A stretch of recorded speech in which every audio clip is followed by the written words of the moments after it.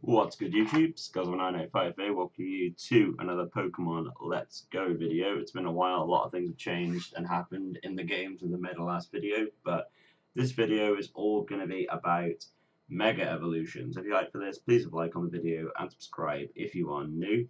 So obviously Mega Evolution was announced in the game about a week or so ago now, and this is going to be more of a guide to not just the Mega Evolution you see on the screen in front of you right now, but every Mega Evolution that came from the Kanto region. Are we talking about what made it better than the original, and then its abilities as well, and then potentially what could be happening obviously in Pokemon Go. So let's jump into this right now. So we're starting off with the ones that you see on the screen right now. So we have Mega Venusaur.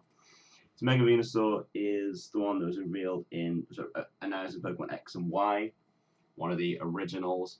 It starts off with the thick fat ability, so Ice and Fire deal 50% less damage. So obviously being a grass type, it can tank these hits a hell of a lot better and respond with it, Leech Seed, Giga Drain, and all that kind of stuff like that. Mega Venusaur is a tank. It's a very, very feared Pokemon in single battles. Well, single battles definitely. I'm not 100% sure about anything in VGC. So up next we have everyone's favorite. We have Mega Charizard. So obviously you see Mega Charizard has two. We have Mega Charizard X and Mega Charizard Y. So this is Mega Charizard X. It becomes a part Dragon type. So Charizard finally gets that part Dragon typing. And he also gets the Tough Claws ability, which increases physical contact moves.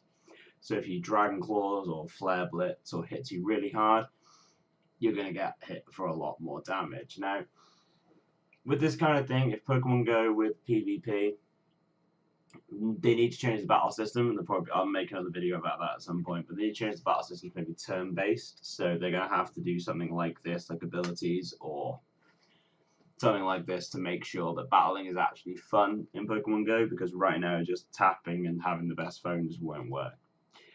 Next we have Mega Charizard Y, which is a big speculation that are the abilities going to be in Pokemon Let's Go. Now, abilities and held items, it's a pretty big thing in Pokemon. They weren't in Generation 1, but they were in Generation 6, and when you needed a Mega Stone on your Pokemon, for one thing, and the ability just made the Mega Evolutions what they were. So I feel the abilities have to be in the game, because why? Just why not? They're far too good without them. Far too good with that, yeah. So Mega Charizard Y brings in the Sun, so it ups the power of his fire moves and also boosts other Pokemon's moves like Chlorophyll, Double Speed, and the Sun, and just gets a whole like team going around. Obviously weakens Water, which is a mega weakness for Charizard.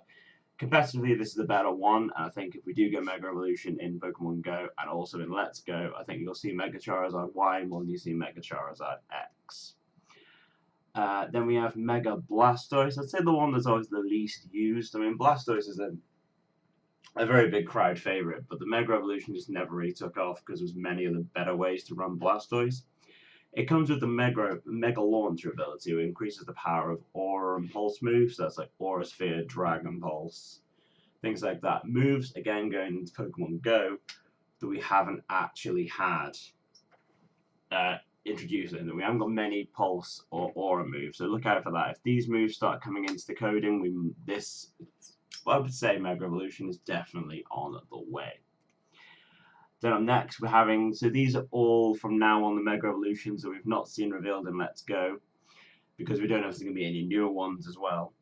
But these are the ones that if you can get these ones, you're going to be able to get these Kanto ones as well. So we start off with Mega Beedrill. So a reason to stack up on that Weedle candy in Pokemon Let's Go would be to get the Mega Beedrill, because this thing is a monster. It comes with adaptability, which increases the same type attack moves by 1.5, so it just makes, if you're using your bug or poison moves, they're even stronger. So Poison Jab, Mega Horn, all that kind of stuff. This thing hits like a freight train. It's so cool, and it looks really sweet as well. They did a really cool design with Beedrill. It gets a little bit faster as well, and just hits a hell of a lot harder. It definitely put Beedrill on the map. And talking about putting Pokemon on the map, we'll next have Mega Pidgeot, which To be fair, I think Mega Pidgeot didn't get as much love as it probably should have done, because it came with the No Guard ability, so all of its moves hit regardless. But I think it was just the fact that there were other. Would you want to put a Mega Stone on your team on a Pidgeot? And then, because would you even be using a Pidgeot when there are other Pokemon in the game like Staraptor, Talonflame? Any Pokemon Go players have not learned this Pokemon yet. They're not in the game yet, but Staraptor is coming in Generation 4, and that thing is going to be a monster. Cannot wait for that thing. But I think Mega Pidgeot was definitely a lot better than obviously regular Pidgeot, getting access to like U-turn, and just the fact that it couldn't miss with things like Heat Wave that hit multiples in the doubles and triple battles. Mega Pidgeot is probably one that I'll be using in Pokemon Let's Go because it's just the more unconventional ones, which I like. And we have mini spoons. We call this the Mega Alakazam, the Gandalf Pokemon we first call this, with the trace ability, so it gets the same ability as the opponent, so you can steal good abilities off that. Mega Alakazam, I feel, is just a little bit overkill because Alakazam is really good and really strong. If held items do come into Pokemon Go, I feel like there's always better items to put on an Alakazam than a Mega Stone, because Alakazam hits so hard anyway. But if you like the design, then you can use Mega Alakazam, and I can't wait to see all of these. I can't wait to see what they look like in Pokemon Let's Go. Up next, we have Mega Slowbro, which is one of the ones that was never saw much play apart from just some meme like max defense. I think it was a plus 12 stat or something like that for a Mega Slowbro, and it could never die.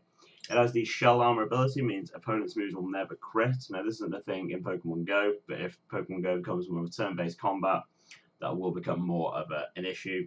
And obviously, for the Let's Go battles, not being able to crit is very powerful. But again, going back to like the Pidgeot, if you've got a Slowbro, are you going to be using your Mega Stone on this? Because what I'm going to like about Let's Go, and I think it's probably going to be another video I'll do, is we're just going to be having like battles and tournaments where it's just going to be the first 151 Pokemon, which I think is going to be amazing.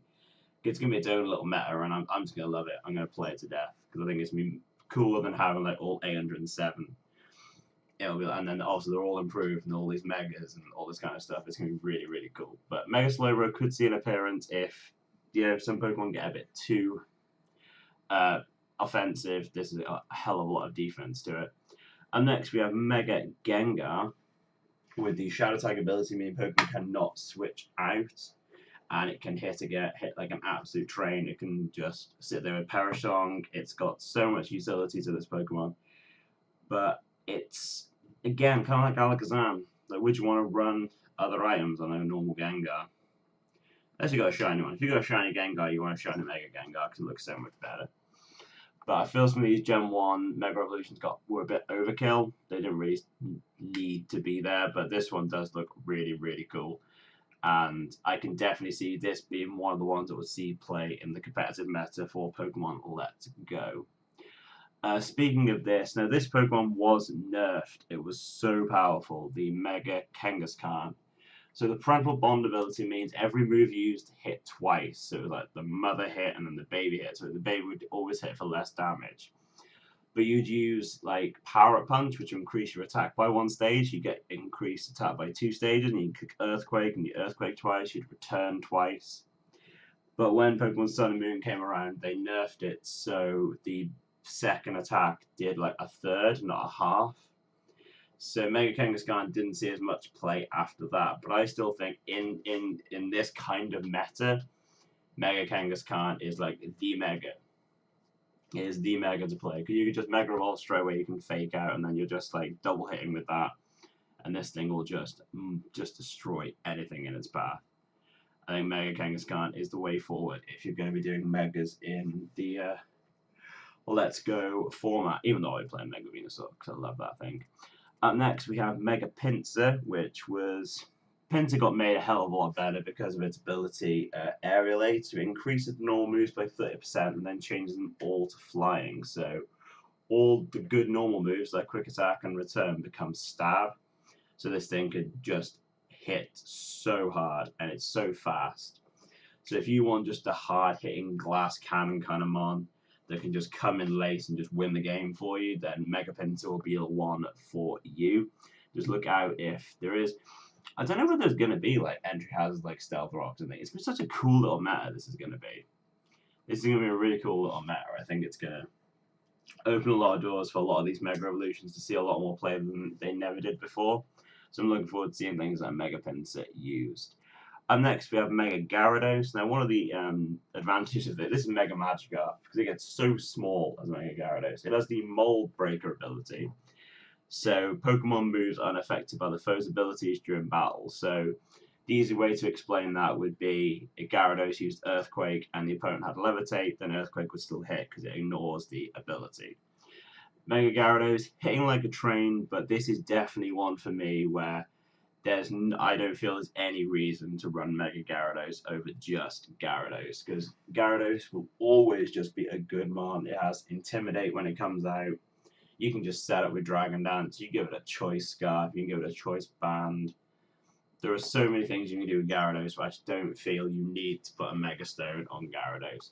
It does gain the Dark typing, so it does lose that quad weakness to electric types, but I still feel like you've got other things in your team, because I think like Golem and Rhydon are going to be such like potent members of your team in the Let's Go meta that you're not going to worry about your electric weakness with your Gyarados. Up next, we have Mega Aerodactyl, who pretty much just gets a beard, and also gets a Tough Claws ability like Mega Charizard X, so increases physical attack and moves by 33%. Like, it's speed stats through the roof. It's one of these ones, again, you can maybe play a flinch game with Rock Slide. And it's going to be so interesting how this works in Pokemon Go. It's like if we get Mega Evolution, it's going to be mental. It's going to be so good. But I think with the Mega Aerodactyl, I'd say there's a reason to play Mega Aerodactyl over normal Aerodactyl, because certain things can outspeed them.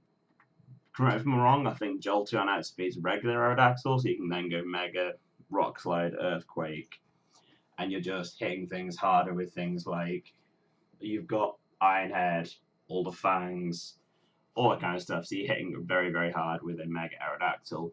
Whether it would make the cut over like a Mega Charizard or a Mega Venusaur or a Mega Gengar or a Kangaskhan, we'll see, but I can definitely see Aerodactyl itself becoming a potent member of any team in Let's Go. Now we go on to the ones that are obviously going to be the most potent ones, being Mega Mewtwo Y and Mega Mewtwo X. So we'll start from Mega Mewtwo Y. They split it, so you got more of a special attacker with Mega Mewtwo Y and a physical attacker with the Mega Mewtwo X. So Mega Mewtwo Y, just having a special attack stat that is through the roof. It was one of these, again, where it's overkill. Mewtwo is so strong, you don't need to make Mewtwo any stronger. Like, yes, Mewtwo was getting outclassed by Darkrai and all that kind of stuff later on in generations, but still a Mewtwo. Mewtwo was still, like, amazing. Has the Insomnia ability, can't put to sleep, which is, I'd say this makes it really good. I didn't actually know until recording this video what the ability of Mega Mewtwo Y was. But it makes it really good, because obviously when you try, if it tries to set up on you, if it really needs to, you try and put it to sleep, then it's like, nope, and it's going to kill you. I would have done that. I'd probably try and like status this thing and it wouldn't let me do it. Mega Mewtwo X, I'd say, is better. It gets to fighting typing, so it's a psychic fighting. With Steadfast, for speed goes about 1 if it flinches. One of the worst abilities in the game. But also this one has a physical attack stat higher than anything, and it didn't really need it. I mean, it's nice. This one's better because I think it's got the extra typing, and you can just bulk up Drain Punch, and you can do a lot more things. It gains the weakness for flying, and then Psychic's like neutral against it, but Ghost isn't too bad. And this one probably will see more play than I think Y. But I still do think that if you don't ban like Legends or Legends aren't allowed online, you're gonna see Mega Mewtwo everywhere in Pokemon Let's Go, because I see no reason why you wouldn't run Mega Mewtwo. Can we think back to Gen 1? Mega Mewtwo just ran house. But I mean, there are some ways of beating it now. You've got Mega Kangaskhan. There are a lot more moves in the game. I'd say like Mega Kangaskhan, Mega Pinsir, Mega Beedrill have a lot better chance of taking down Mewtwo now, so it's not going to be just Mewtwo wins in Let's Go, because obviously Pokemon's evolved so much in the last 20 years. But that is all of the Kanto Mega Evolutions. Hope you have enjoyed this video for me rambling on to talk about these Mega Evolutions. If you did, please leave a like on the video and subscribe if you are new. And I'll see you guys in the next video. Take care, guys. See you soon. Bye-bye.